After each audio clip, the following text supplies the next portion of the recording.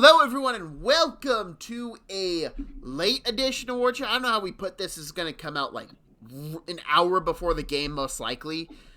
This is our awards. This is who we have winning Offense Rookie of the Year, Defense Rookie of the Year, Offense Player of the Year, so on and so on. It's our playoff teams. So we have winning the division, the wild cards, and our Super Bowl matchup. So I'm excited to jump into this, even though I already have an awards prediction show, whatever you want to call it, on this channel already for the 2025 season. I'm curious to hear your reaction to my picks because you were yet to watch that video, if I'm correct. No, I figured I would wait and get this awards done first, and then we can talk about it. You know, we talked about doing this simply because there's been a lot that has changed since we first started doing these earlier a couple months ago. Cough, cough, Jerry Jones. Well, but not only that, there's been a couple of key injuries already to some teams that we had high hopes for. So that can change how we envision them moving forward. Is Matthew Stafford a clone now? What's going on with that? We have so much to talk about. Just to jump into it, let's just get the awards done. Let's get them going.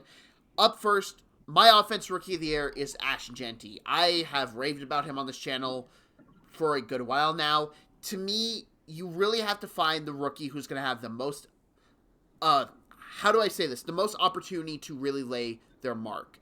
And the Raiders are very much going to do that. They are going to be a run-first team. That offense is going to revolve around Ashton Jeanty. They don't really have a receiving back either, so he will be on the field in third down plays. He's just going to be featured a lot, so it's to the point I think he is just the Offense Rookie of the Year by default, in my opinion. I would agree with that. A lot of what Pete Carroll likes to do, of course, is run first, play action, and Jeanty is gonna really key to that. And I believe that seeing Geno over the last couple of years definitely needs a running game to make sure that some of those errors that tend to happen don't. He should have a little more time here in Oakland, and that'll allow him to, spread the defenses out to make Ashton Jeanty even more effective. Can I correct you on something? What's that? You just said Oakland. Well, that's me for you. No, here's a fun stat I just realized today. Did you know this is back-to-back year Geno Smith's offense coordinator is coming from the college football game? Well, at least we know, though, that Chip has NFL experience. I know. Grubbs didn't. I'm just saying. And I it was thought obvious. It was a little fun. I clicked in my head today, and I was like, oh, that's neat. Maybe not for Geno after last year, but moving on. Defensive Rookie of the Year, I have Abdul Carter. Again, I've raved about him on this channel. He was my number one draft player. And this entire class, I could make an argument for many classes he'd be my number one rated player. Special talent, has the advantage of being in that Giants front seven that he can wreak havoc. He'll get one-on-ones because you have to pay attention to so many other guys in that front seven. He has great ability to come off the edge. You can match him up. You can put him at the linebacker position and have him blitz. You can do a lot of fun things with Abdul Carter. So to me, I think he's going to get the most media garner with all the sacks he's going to create. And he's also in the New York media, which doesn't hurt his fact of going for an award. I also have Abdul Carter and would emphasize everything that you've said. I really would hit upon the fact that that defensive line is just chock full of star talent, like you had said. And so there's no way to really isolate on just him. Like, something that's we really don't talk about enough, and he can fit the mold because he can blitz from linebacker position, is how important that those interior defensive linemen are for a pass rush. Because let's say they apply interior pressure. Well, you got to scramble to the outside. You have your edges of Brian Burns and Abdul Carter there. They will get cleanup sacks. Or if you're going to blitz him from the middle, those interior defensive linemen have to be taken account for because if not, they can hit your quarterback as well. Absolutely, right? And the interior defensive line for the Giants with Dexter Lawrence and crew is amazing. And it's also going to open up more for that interior to eat as well. They should be one of the highest sack getting teams in the league this year. Yep. Now, Offense Player of the Year. I'm going to be very simple here because I have raved about him enough on this channel, just this award season, whatever. It's Saquon Barkley Offensive Player of the Year for me because quarterbacks don't historically win it, so I didn't want to go quarterback here. It feels like we can't give you the MVP award, so here's Offensive Player of the Year. Saquon Barkley is the conductor to the Eagles offense. I don't care with what you say about Jalen Hurts, A.J. Brown, Devonta Smith. They're all very talented players in their own right, but Saquon Barkley makes that entire thing go. Without a rushing game, their offense is a lot less threatening. And with Barkley going, they have play action, they can do a lot of stuff. And here's the thing, he's also a receiver out of the backfield that you can get some dump-off plays to him that he can get extra yards for.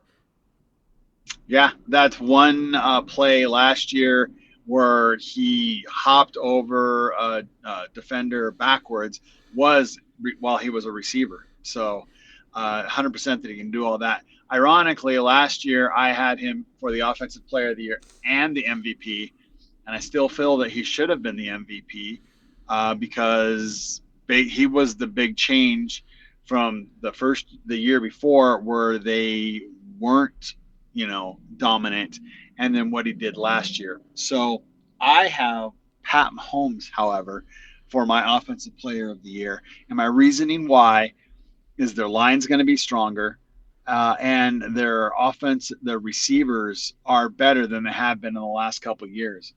And remember, a couple of years ago, we'd always be just wowed by what Mahomes did. They've had a lot of offensive struggles over the past couple of years, and I think that might go away this year. And he's going to be a lot more dangerous. Pat Mahomes is the guy that you have to circle to not let him beat you. Okay, apologies for the Graham error there. He has to be accounted for, and that's so much easier said than done because how many of these plays do we see him that he is halfway down going for a sack and he just launches it because his arm is so freakishly talented? Yes, or he looks like he's slower than molasses, but he outruns everybody, right? So he's got a weird gait, but it works for him. Yep. So how about your Defensive Player of the Year? So a lot of my awards I pick for media because I feel like the media is easier to predict than NFL players because NFL players are all extremely talented. But the media has its favorites, and the media loves a story. What's a better story than Micah Parsons winning Defensive Player of the Year after Jerry Jones traded him? And this is also counting for the fact Micah Parsons is extremely talented. He's one of the best edge rushers in the NFL, and he's going to win a Defensive Player of the Year award eventually. So why not look at it now? Like I said, the media votes on these awards, and they love stories. They love that type of ability to have all these articles they can write about. That gives you the ability of Micah Parsons, let alone the fact Micah Parsons is going to a better situation than he had in Dallas. He's going to be able to do a lot more five-man front blitzes, where he's just going to come down from the linebacker position because the Packers do have a better interior defensive line and just better players on that line in general without Micah Parsons. Rashawn Gary is Parsons' best teammate probably ever on the opposite edge. DeMarcus Lawrence, very talented guy, but he was not the same after Parsons got drafted. Age clearly took an effect on him. So we look at this Packers front, and I'm still high on Lucas Van Ness. I still think he's going to pop. I'll hold out hope on that. Micah Parsons becomes very hard to block, very hard to game plan against because the rest of the players around him are just better now than with what they were in Dallas. So Micah Parsons is my pick for Defensive Player of the Year. Fair enough. I would argue your Dexter Lawrence analogy against Rashawn Gary. DeMarcus. But sorry. But that is for another time. Mine is Aiden Hutchinson. And for a lot of the reasons that you just said, the media does love a story. And not only will he qualify for Comeback Player of the Year, right, but also for Defensive Player of the Year. If you look at what he was doing last year before he got hurt, he was on pace to be the Defensive Player of the Year last year. He was on a tear. And from everything that's coming out of their training camp, he has not let up, lost a step. He's even more aggressive than before. They are going to have a lot to prove. They got a lot of they added talent to that defensive line to help him out. which is going to also mitigate some of that double teaming and triple teaming that he's had to experience over the past 2 seasons. And that's very fair. And with what a lot of people forget is how great of a season he did have before his leg imploded, to put it nicely. Moving on to Coach of the Year, I have Brian Daboll, and again, I will beat the drum. This is a media voted on award. They do not vote for the team that finishes with the best record in the NFL. Even though we all think it should probably go to them, it typically goes to the coach that surprised people. To me, I think the Giants are going to surprise a lot of people this year, and I have them making the playoffs, so spoiler for later on. I have a hard time envisioning Brian Daboll not winning it in that scenario, because everyone's picking the Giants to be a bottom 5 team in the NFL. If they surprise people and make the playoffs, it's going to be like, what an amazing coaching job Brian Daboll did. And for a lot of people forgetting, Brian Daboll has taken the Giants to a playoff and has won a game. He won it with Daniel Jones, got Daniel Jones paid a lot of money. Daniel Jones is probably the biggest Brian Daboll fan in the entire world. And the front office just kind of hasn't helped him out as much. I feel like finally there's a direction here. They have a upgraded quarterback. They have a young guy that Brian Daboll gets to work his magic with. I really like their running backs. The offensive line's still a question about, but as we have just previously stated, that front seven is terrifying. It's going to help the Giants stay in a lot of games where Brian Daboll can make his coaching magic happen on offensive end to help win those games. And sadly, I feel that for Daboll, if what you're predicting doesn't happen, then the complete opposite will be happening, and he will be fired. So I have a question. If Brian Daboll is fired, how long until someone calls him to hire him? He might have to sit a year.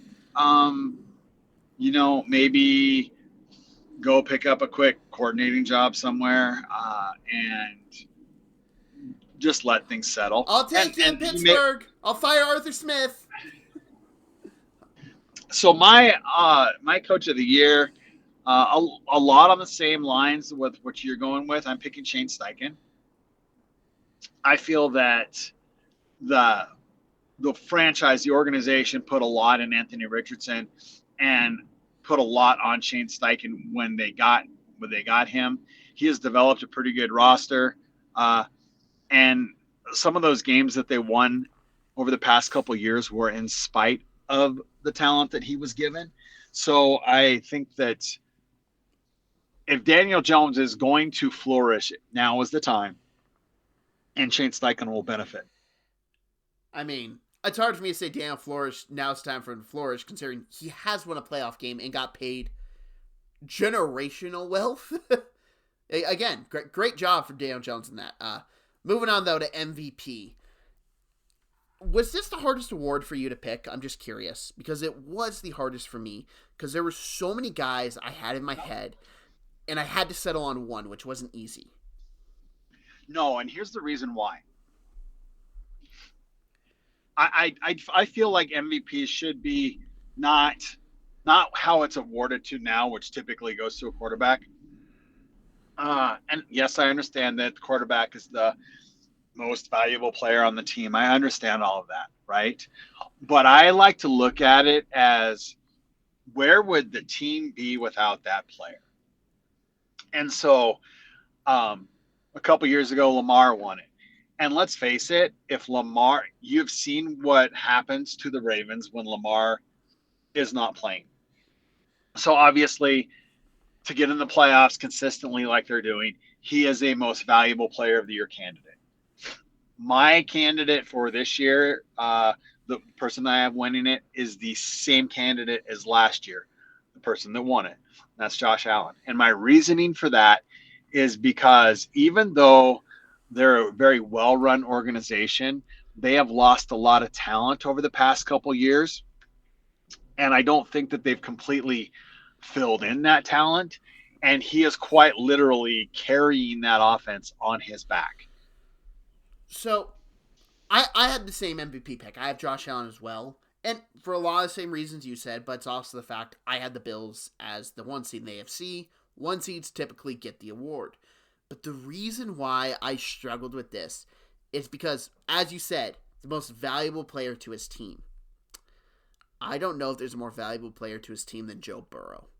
And I struggled with not picking Joe Burrow here just because I feel like you can remove Josh Allen. I still think that team could be scrappy enough defensively that they could win some games. You take Joe Burrow off the Bengals, I don't think it's pretty at all. So I'm giving the edge to Josh Allen because it's a media-driven award. That's who I think they'll vote for. But it would not shock me at all if Joe Burrow came in here. Well, when I pick my awards, I don't pick it for the media. I pick it who I think honestly should win it. That's why I picked Saquon Barkley last year and I still feel vindicated.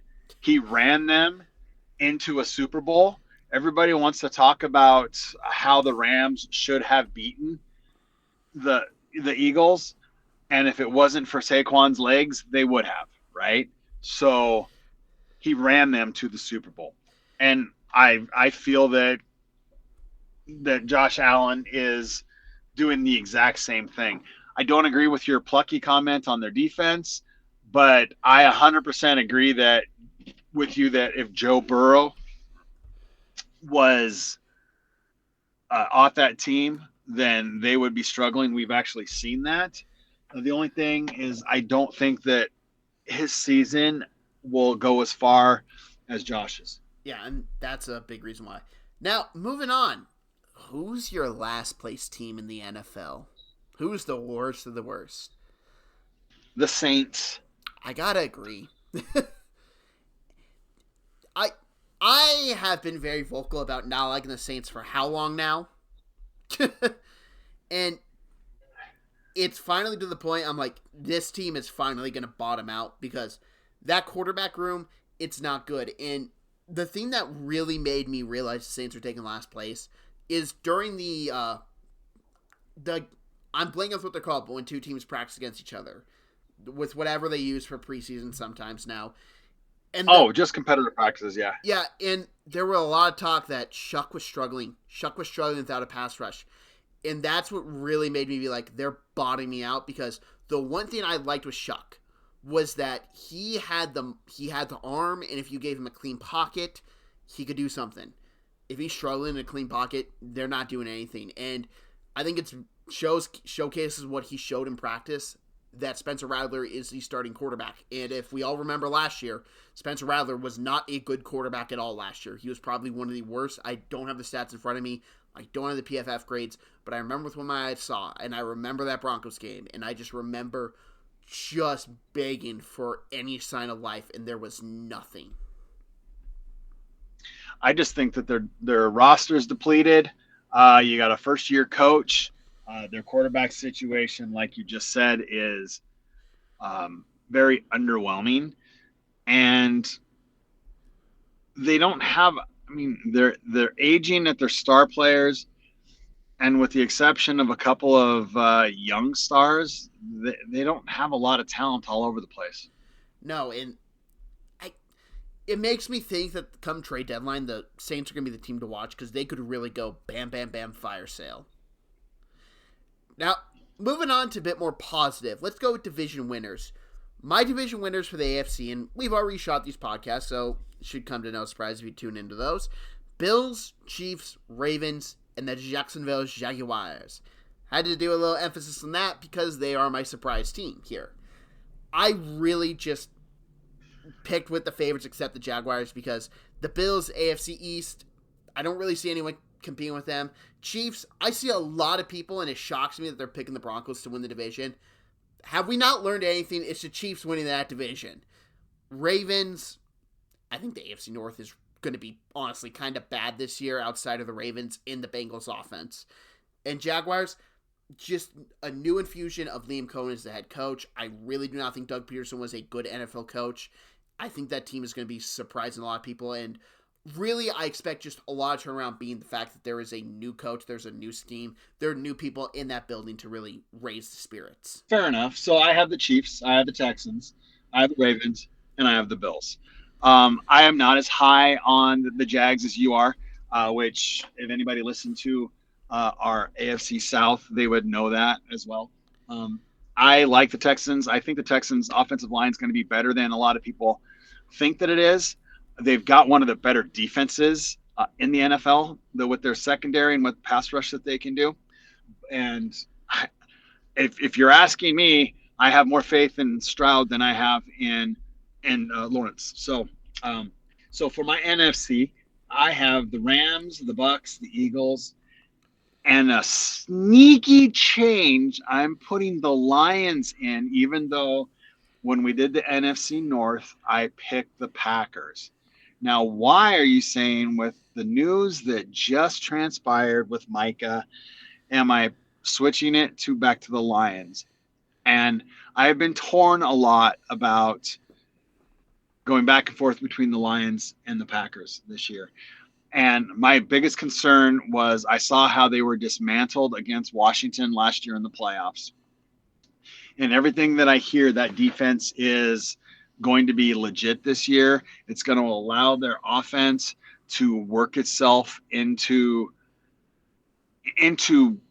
shape and get a groove. They have so many weapons on the offense that when that happens, that'll take off again. And I just feel that Dan Campbell is going to instill his will, his toughness, and his grit, and that's how they're going to get through the first part of the season while they're still learning to go with one another. So this is ironic. My division winners: Eagles, Rams, Buccaneers, Packers. I originally had the Lions when we recorded. I switched to the Packers. Now, I'm sure a lot of people can figure out why. I was hampering on the Packers all off season long that they need a pass rusher. They need a pass rusher. They were a pass rusher away for me to really love them as a team. And then they went out and got one of the best pass rushers in the NFL, a dominant edge rusher that can just come off the edge, can play him wherever you want. Like I said, I think there's going to be a lot of five-man fronts you're going to see from Green Bay. They're really going to change it up, and they're going to get after the quarterback. And the reason as to why the Lions, I just don't have it, and yes, they're one of my wildcard teams, is strictly because as the season has gotten closer and closer, I have become less concerned with the offense coaches, the defense coaches. The coordinators, not worried about it. I think Dan Campbell's got that on lock. My concern has become more and more like, are they going to successfully replace Frank Ragnow? And I just don't know if they can. And that's really where I come down to, is that center position. You are losing a all-pro level center, and you're replacing him with guys who just don't have that experience. They don't have that play caliber that we have seen yet. And I look at that, and they're going to have two important games against the Packers. One of them is week 1. That is crucial. That is no learning. That is getting thrown into the fire. And then you're going to have one later on in the year. We might see these two teams battle it out. For all we know, this could be a rivalry that determines the number 1 seed in the NFC. That's how talented these two teams are. That's not shot against the Eagles. The Eagles are my number 1 seed. But I just look at, those are my 3 teams I'm set on representing the NFC for the Super Bowl. Because I think they're the 3 most talented teams in the NFL that I have the least concerns about. I have concerns about every other NFC team. But those 3 I really do like a lot. And I just look at this, the Packers and Lions, you could coin flip it for me. I'm going to give the slight edge to the Packers, though, because they addressed my biggest concern right before the season in the Lions. It's going to depend on how they play for me to really determine if my biggest concern is alleviated there.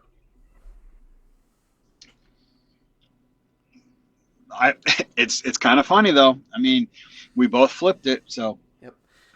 Now, who are your wildcard teams in the AFC? Because I got the Chargers, Texans, and the Bengals. I just couldn't not pick the Bengals. Just something to me was like, you're going to feel stupid if Joe Burrow comes out and just plays lights out and drags that carcass of a team to the playoffs. Texans and Chargers, I think they're just two of the better teams in the NFL that they're in the AFC. If they were in the NFC, I think I'd be talking a lot higher about them, but they're in a murderer's gauntlet of a conference. So, ironically, I have the Bengals as well. And you've kind of come around on that because you were definitely not seeing them as a playoff threat simply because of their defense. I really think that the Bengals, actually, if they get to a fast start at the beginning of the season, which hasn't happened in a few years, they might actually challenge the Ravens for the division title, but I'm still giving that to the Ravens. The Broncos I have in there as well. I know you're not as big a fan, and I don't think that they're going to threaten the Chiefs for that division title, but I still think they're a very solid team. They've got one of the better defenses in the league, and really their offense only has to do enough to win. Their schedule isn't going to be that strenuous, so I think that. And then if Shane Steichen's going to get the Coach of the Year, then what has to happen? Indianapolis has to make the playoffs, and so I have them making the playoffs. So, if you don't mind me asking, because you do like the Chargers, is a big reason why you don't have them making it because Rashawn Slater got injured. That is the reason why I don't have them making it. If you go and you look at some of the teams that they're going to have to play this year, you have to play the Broncos defense twice. You know, you're going to have to play the Chiefs twice. You're going to want to ball control against the Chiefs, and now you don't have one of the best tackles in the game. And so I feel that they're really going to have an issue with winning enough games to get into the playoffs in the AFC. You had already mentioned how much of a murderer's row the AFC is, and I think, unfortunately, the Chargers are going to suffer for that. I also really worry about their defense. When your star pass rusher is 100 years old, I mean, I kid, but not really, and you haven't really addressed that to a degree that I feel that you should if you want to actually challenge for not only your division but for a championship. You really need to go out there and spend some money there. So I don't have them making it this year, and that's not just because I don't like the coach. I give the devil his due. He is an amazing head coach. I just don't think they've got it this year. Wow. Ironically, the two teams you had there, I actually didn't have them as my 8th place finish. My 8th place finish, and I just want to shout them out real quick, would be the Las Vegas Raiders, because Pete Carroll, we don't give enough credit for how fast he turns things around. Year one, didn't the Seahawks win the division with Pete Carroll? No, year 2. I thought it was year 1. Cause I thought they lost more, and then Pete came in, like they won it at 7-9 in Beastquake. That was year 2 that they did Beastquake. Okay, year 2. USC, he turned it around awfully quickly. I don't see the Raiders being as bad as people think. Now, maybe that's because I think their offensive line is going to be better just because I think they got a major upgrade at center. The Raiders, I'm just going to tell everyone now, just keep track of them. They're better than you think. Now moving on to NFC wildcard teams. Now, I spoiled it. I had the Lions in there. Probably not a shock to anyone. My other two, the Atlanta Falcons and New York Giants. Giants, I've pretty much talked enough about them. I don't think I need to address it too much here. The Atlanta Falcons, why do I have them in here? It's pretty simple. They just have so much talent that I have a hard time seeing it not working out and them not sneaking in. If they don't make the playoffs, I think it's time we call into question a lot of pieces. I know you've been very questionable about their offense coordinator. I think he's gone. Maybe you make the move off of head coach. But they have a lot of talent on offense. I still like Michael Penix a lot. And I just look at this defense. They have to be able to have more pass rush than they did last year. And one other thing. If Kirk Cousins wasn't so awful as he was down the stretch, they win their division. A lot of people don't remember how big of a lead the Falcons had. They were leading the division for the majority of the season, but Kirk Cousins turned into a pumpkin and they just completely collapsed. Fair enough. So I, like you, had the Lions getting replaced. I have the Packers. Oh, okay. I see what you were saying there. Okay. So I have the Packers in the playoffs, right? I think that they could be a scary team. They could make it to the NFC Championship game if Micah can stay healthy, because there is talk about his back and he's getting injections as well. We all know how worried we are about Matt Stafford with that. But if if that defense can solidify and cause a lot of problems, then they could be challenging for the thing. I really think that Golden is going to help that offense stretch the field, which will allow them to run the ball more. By the way, can we just give a round of applause to Matthew Golden? He is no longer going to wear the number 22 as a wide receiver. So thank you for my eyes. I don't care what numbers they wear, really. But although I do believe that linebackers should have to wear in the 50s. See, you do care. My second team that I'm going to talk about is the Atlanta Falcons. I think they're going to make the playoffs. In our last talk about the divisions was talking about the NFC East. And I'm not really a big believer in Washington this year. And as much as I think Dallas's offense is going to be super dynamic, I don't think they're going to have enough to win enough games to get in the playoffs. I really, really like the Giants' defense. I'm not sure if their offense is going to have enough to win enough games to get into the playoffs, right? And the Falcons, their offense is loaded, and they've got a lot of talent on defense now. So in a division where it's not the toughest division, they should be able to pick up a couple wins against the Saints. You might, get both wins against Carolina, although Carolina is going to be an up-and-coming team, I feel, as well. So, and their schedule isn't as rough as some of the other teams. And then my last NFC, you can call me a homer here, but I think the Seahawks are going to get in. And the reason why I think that is that their offensive line is definitely coming around. The addition of Gray Zabel. Everybody wants to say that they needed talent on that offensive line last year. They needed an offensive line coach that wouldn't just step on his own you-know-what and get out of his way. They now have an actual offensive system, and that offensive system goes with what their offensive line is being trained to do. They have really solid running backs. You saw what Sam Darnold did prior to his offensive line melting down last year. You remember they had a ton of injuries on that offensive line last year, but you saw what he was able to do prior to that. And this is going to go a lot of those same lines. They've got a very talented offensive line.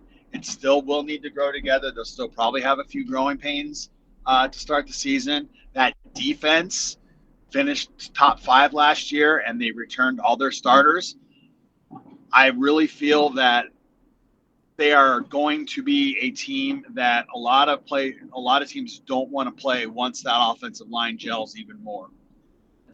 Do I think that they are as good as the Rams currently right now? No. But I think that they're going to be a scary team to play. Well, congratulations. You're in agreement with Colin Cowherd, as he has them, I believe it was as his 6th best team entering the season. 6th best team in the league. Oh. Well, I'm not that. Maybe, was he talking defense? No, he ranked the Seahawks as the 6th best team in the NFL above the Rams. I'm not there. Everyone watching, you're going to want to listen to this. He said that the Seahawks upgraded at coordinator and quarterback. For this system, Darnold may be a better quarterback than Geno. Do I think that overall Darnold is a better quarterback? I don't feel like it. But he is younger. He's very well versed in this system. He did really well last year. So I think that he can do a lot of good things if he's protected. So that will be interesting. I loved Geno. Sorry to see him go, but it could end up being better for the franchise just for having him leave. But we've already talked about all that. I know. You just were talking, it popped in my head, and I watched it today, so I want to get your live reaction.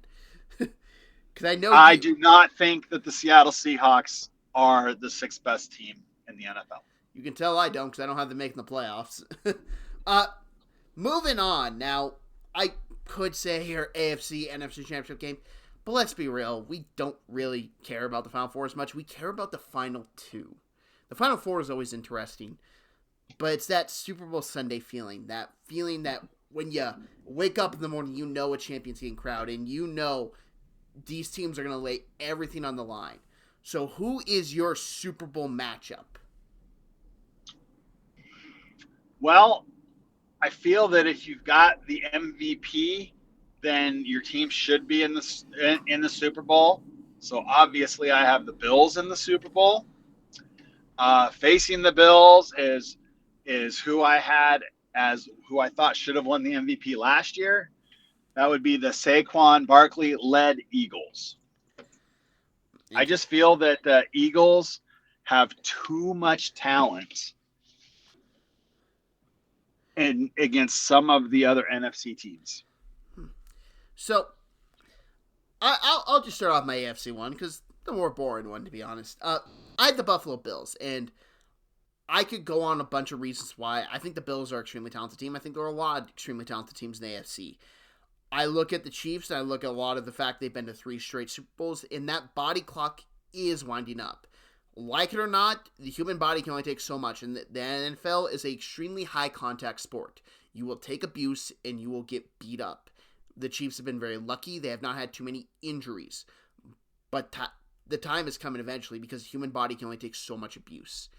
I look at that, and I can't pick them. The Ravens, they're another very talented team. But you want to talk about teams that I don't trust in the playoffs, I don't trust in crucial games, Baltimore's got to be one. Because not even the fact that you can say, well, the Bills don't win the playoffs either. I've seen time and time again with the Baltimore Ravens, when they get to a tough divisional matchup and they're going back and forth and it's a little bit of a slog, they fold.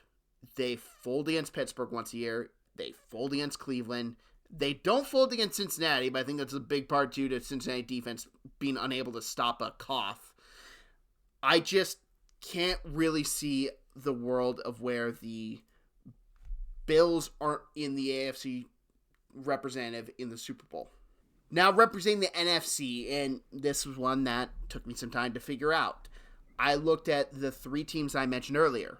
I think it's a 3-team race. I think it's between the Eagles, Packers, and Lions. The Eagles, I think, are extremely talented, but they lost their offense coordinator, and we have seen in recent years what has happened when the Philadelphia doesn't have the right offensive mind there. They could have it right now, but we don't know. The Lions, I addressed my issues with them. It's not so much as we've gone close to the season that I'm worried about the coordinators. I'm worried about that offensive line and replacing Frank Ragnow. There's one team I don't have as many worries about, and it's the Green Bay Packers. And that's who I have representing the NFC. I'm a big Jordan Love guy. I've been singing his praises since his draft year, and I never gave up. And you can confirm this when everyone else was like, oh, you can't do it. I did not give up on Jordan Love. I really like him as a quarterback, and they finally addressed wide receiver. They have that guy in Matthew Golden.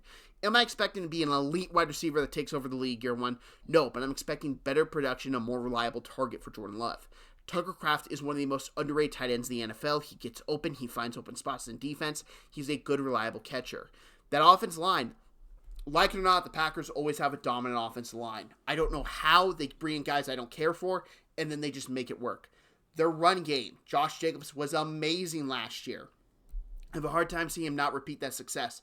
And then we go to that defense, and as I've been stating, that Micah Parsons move made me look at the Packers completely different.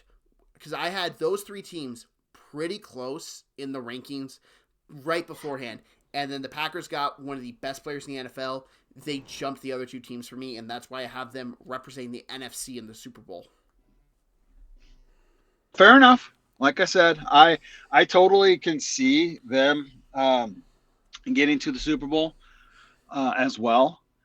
But I'm not going to bet against Philadelphia this year. They did lose a couple players, but I don't think they lost enough players to hurt their chances because they are so deep. They draft so well, and they develop their players well. we talked about it a couple years ago, or I guess going into last year.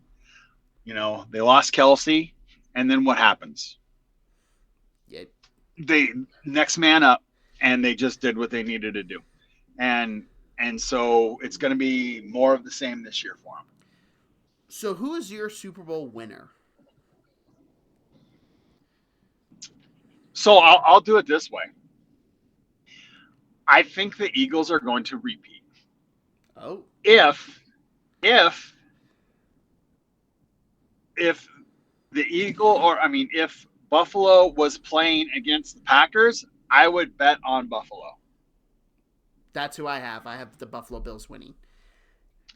I don't think that Buffalo has solidified their interior defensive line enough yet to go against what Philadelphia can do because of their offensive line. Yeah. Here is my thing, and I'll just say this real quick as we wrap it up. My concern with the Eagles is when Jalen Hurts gets a little bit of pressure, he tends to not do as well. And who is the one guy that could always get pressure on him? Micah. So I look at that, and I just really like this Packers team. And here's the thing. Any of those three teams I can mention can make a Super Bowl, I wouldn't be shocked. And on either side, the NFL has such a good, I would say, top 6, and maybe another team can squeeze in there. But you take any of those 6 teams, and you match them up for a game, it's going to be a fun game. And that's what I really just want for the end of the season, is a fun matchup. I know my team's not going to make it. I'm pretty sure you're confident your team's not going to make it. So we're football fans at the end of the day, and we want you to see a great football game. As interesting as last year's Super Bowl was, I can't say I want that 2 years in a row. So that's where I just stand. I want to find a great game for Super Bowl Sunday. Well, I think ultimately we all do, unless, of course, you know, your team is in the Super Bowl, and then you want them to blow out the other team. Right? I don't think I've ever heard you complain about Super Bowl 48. I don't think I've ever heard you complain. What did I just say? I said unless your team is in the Super Bowl, and then you don't want it close. Yeah. No, Super Bowl 49 I've heard you complain about. Different story? Yeah, things tend to have gotten broke after Super Bowl 49. Okay, well, that's going to wrap us up. I hope you enjoyed this NFL predictions. Like I said, this is probably going up an hour right before kickoff. We are currently recording this. It's 2 hours before kickoff. I have to edit this right now. So I hope this is out. I hope you all enjoy. And just remember, if somehow, like didn't talk much about the Cowboys pull off the victory here, it's week 1. Weird stuff happens week 1. But I hope you all enjoyed it. I hope you are ready for the NFL season. If you disagree with any of our picks, go down in the comment section. Say whatever you want. We're both big boys. We can handle it. And we would love to hear your opinion. If you'd share this, we'd greatly appreciate it. Just more shine on this podcast, more shine on this channel in general. If you want to subscribe, greatly appreciate that as well. Still trying to hit 300 subscribers. Any subscription would help. Any like would help. You want to hit that like button, I'd greatly appreciate it. I hope you enjoyed watching this. I hope you have a great day. And I hope you enjoy that kickoff is just right around the corner. Thank you, everyone, for watching. Have a great day.